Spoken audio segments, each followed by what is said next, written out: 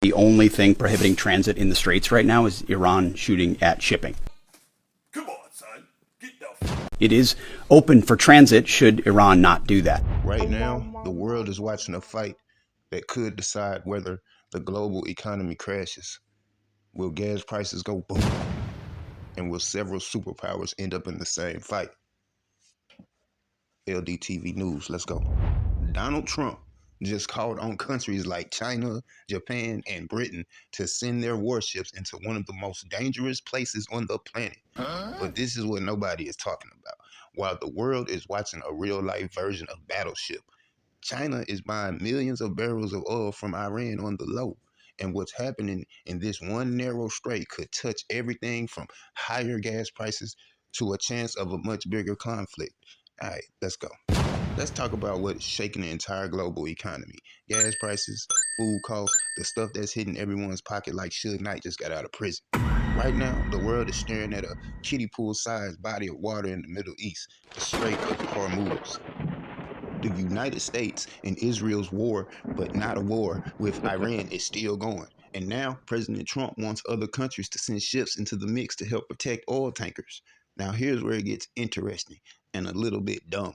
So what? Let them come on out here. I've been looking for them and they've been looking for me. Trump basically jumped on social media and told 5 other countries, yo, y'all need to send some ships too. That sounds like the MAGA version of your friends starting drama all by themselves and casually including you to come help fight 5 other people. And the response from these countries so far, let's just say it's been a very polite version of, we'll think about it. Britain basically said, hold that thought. We don't do that here. That's diplomatic language for we good. Their energy minister, Ed Miliband, told the BBC that reopening the Strait of Hormuz is important, but also said the best way to do that would be for everyone to chill out. To put it in political, lyrical terms, now we can settle this like you got some class, so we can get into some gangster shit. Japan was even more cautious, like, pause. See, Japan has a constitution that doesn't allow them to play war monopoly. That constitution came after World War II when the world basically told Japan, hey, relax on all that military stuff for a minute. So Japanese officials said sending warships would face high hurdles. Translation?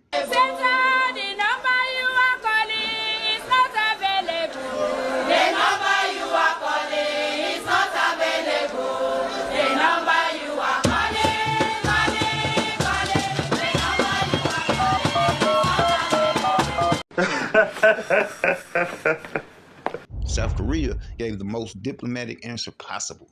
Their president's office said they would communicate closely with the United States. Now, if you've ever been in a relationship where someone says, we need to talk, you're about to get told something you didn't want to hear. I didn't want to see you again for the rest of my whole life, and I didn't want to see anybody else either. I hope I never see any of you jerks again. China hasn't even responded publicly yet, which is one of those thoughts, things that make you say, because China is the biggest spender on Iranian oil on the planet.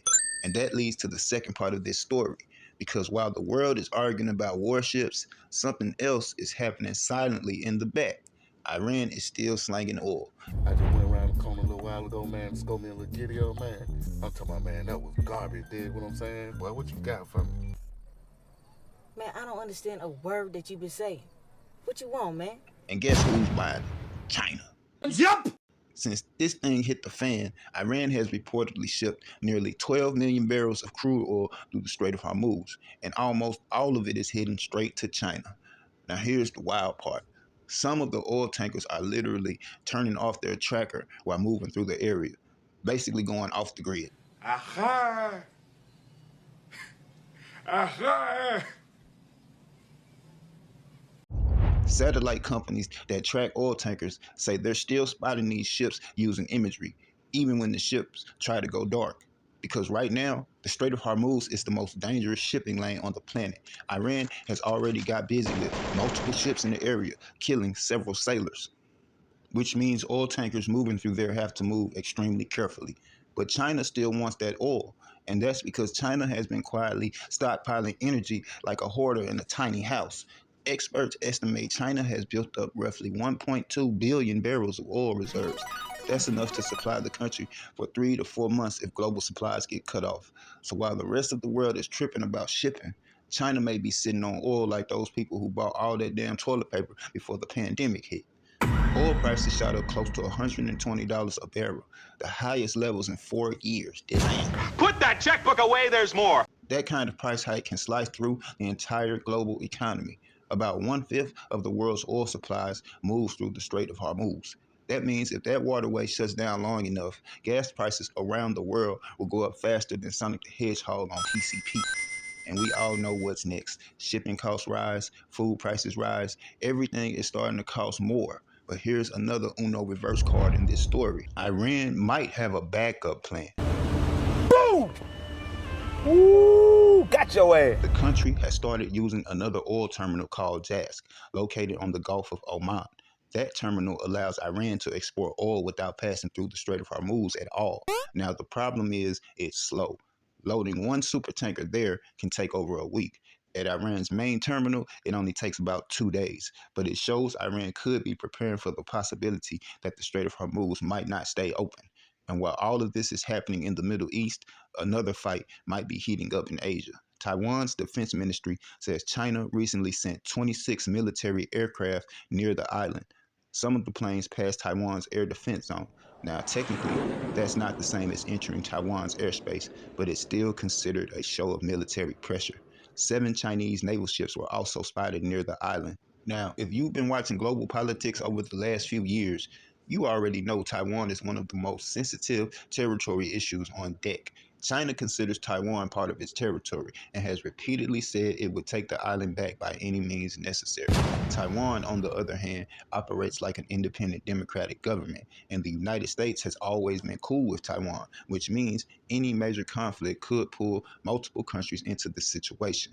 Some observers think China may be adjusting its military training strategy, while others think Beijing may have paused activity because of politics inside China or upcoming meetings with Washington.